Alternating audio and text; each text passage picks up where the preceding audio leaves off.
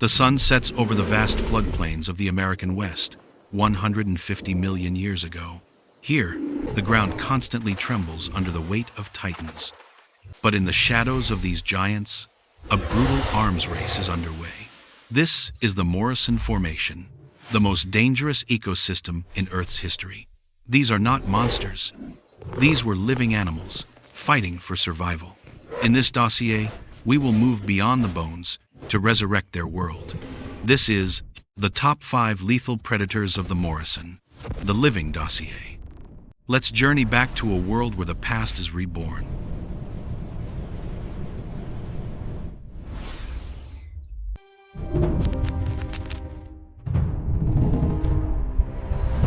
We begin our count at number 5 with a predator that proves lethality is not merely a function of mass, Ornitholestes. Its name translates to bird rover, a moniker derived from its agile, avian-like architecture. In an ecosystem defined by multi-ton giants, this hunter dominated a different layer of the Morrison Formation, the shadows of the undergrowth.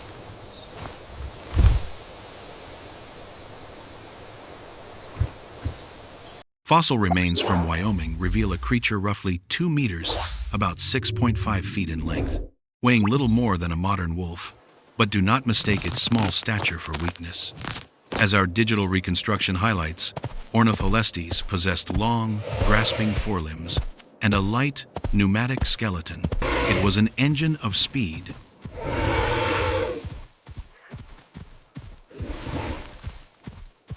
While the titans clashed above, this silent assassin cleared the forest floor, preying on lizards, early mammals, and the vulnerable hatchlings of its larger rivals. It was the ecosystem's population control, swift, precise, and unseen.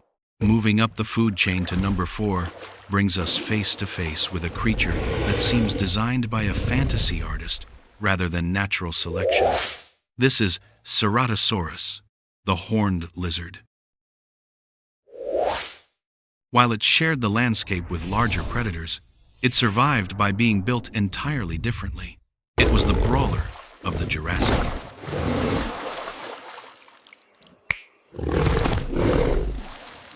As we examine the 3D reconstruction of its skeleton, you will notice that Ceratosaurus represents a more primitive lineage of theropods, the ceratosaurs persisting in a world dominated by the more advanced tetanurans. How did a relic survive in such a competitive arena? The answer lies in its unique toolkit. First, observe the skull.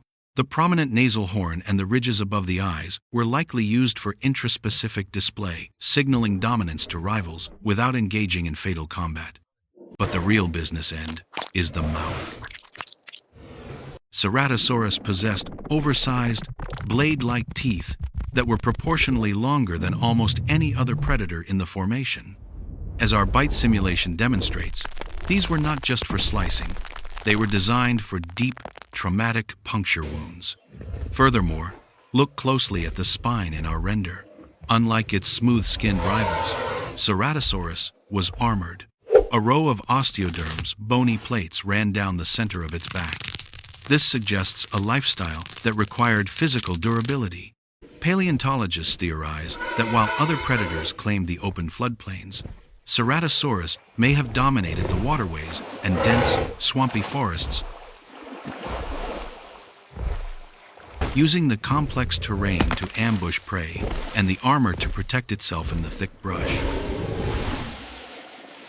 It was a specialist, a heavy hitter, surviving in the margins of the giant's world. At number 3, the rules of engagement change. We leave the realm of the specialized ambush hunters and enter the domain of pure, unadulterated power. This is Torvosaurus teneri, the savage king of the Jurassic. If the Morrison Formation were a modern battlefield, Torvosaurus would be the heavy tank, while it is often overshadowed in pop culture by other species.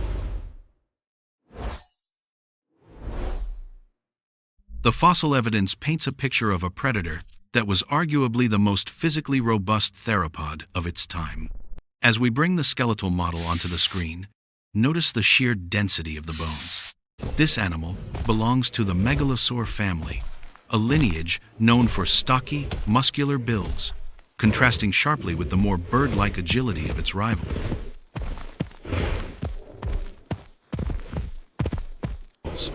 The anatomy of Torvosaurus was designed for one thing: dominance through brute force.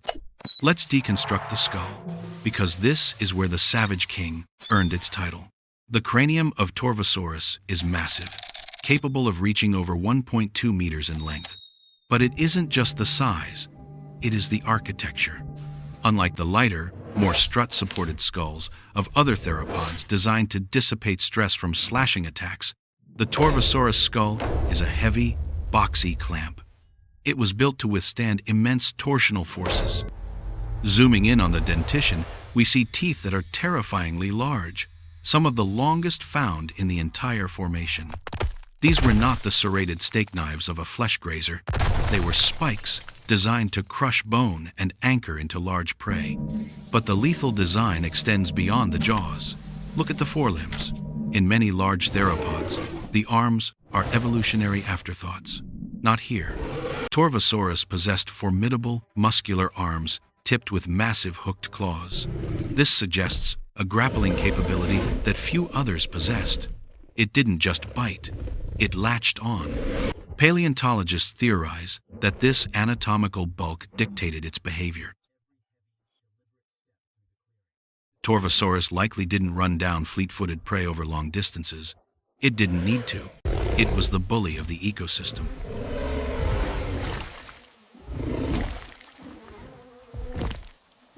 Its massive frame allowed it to contest kills, intimidating smaller predators and claiming the prime cuts for itself. In a one-on-one physical confrontation, few creatures could withstand the sheer kinetic energy of a charging Torvosaurus. It was an evolutionary masterpiece of raw power, proving that in the Jurassic, sometimes the heaviest hitter wins. At number 2 stands the predator that defined the era, Allosaurus fragilis. If Torvosaurus was the heavy tank, Allosaurus was the fighter jet. It is the most abundant large theropod in the fossil record, accounting for nearly 75% of predator finds in the Morrison Formation. This statistical dominance tells us one crucial fact. This specific biological design was the perfect answer to the Jurassic puzzle. While Torvosaurus relied on crushing power, Allosaurus mastered the art of attrition. Our biomechanical analysis reveals a lighter, more gracile frame built for rapid acceleration and agility. But the true genius of this animal lies in the terrifying mechanics of its kill. Watch the simulation of the skull carefully.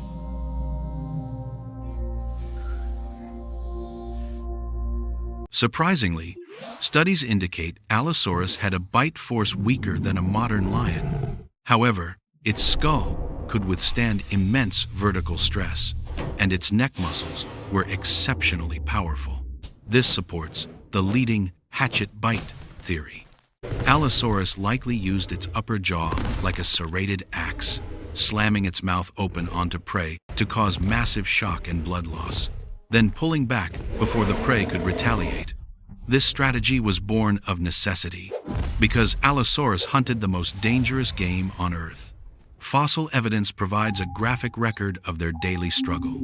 We have found Allosaurus vertebrae punctured by Stegosaurus spikes and ribs shattered by sauropod tails. These animals lived short, violent lives, constantly managing risk against reward. But they likely did not always fight alone. The discovery of multi-generational bone beds suggests that, much like modern lions, Allosaurus may have formed loose coalitions to mob the titanic sauropods, like Diplodocus or Camarasaurus. By coordinating their attacks, they turned the impossible odds of the Morrison in their favor. Speed, numbers, and surgical violence made Allosaurus the true landlord of the Jurassic Plains.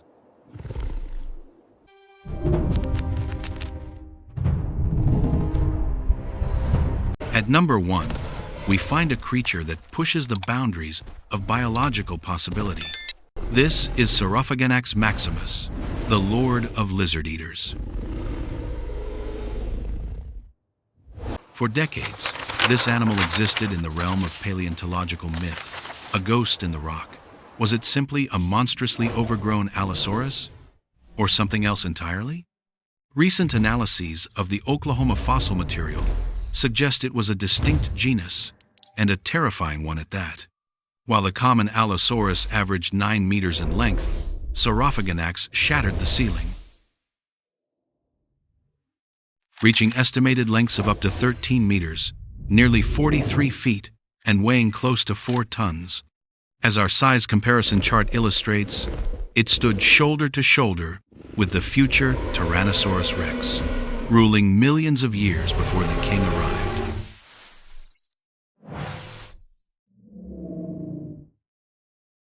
It represents the absolute zenith of the Morrison food chain.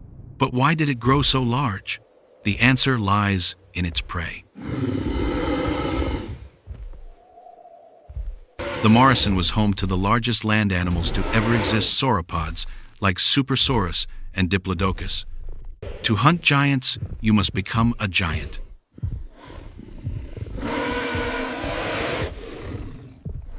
Saurophaganax was the evolutionary answer to the sauropod explosion, a predator capable of threatening fully grown herbivores that were immune to smaller theropods.